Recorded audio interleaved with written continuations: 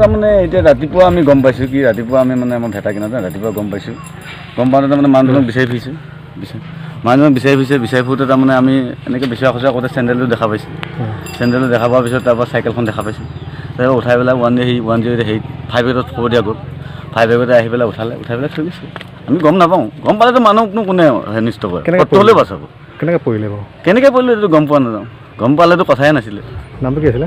নামটো জোন বৰদলৈ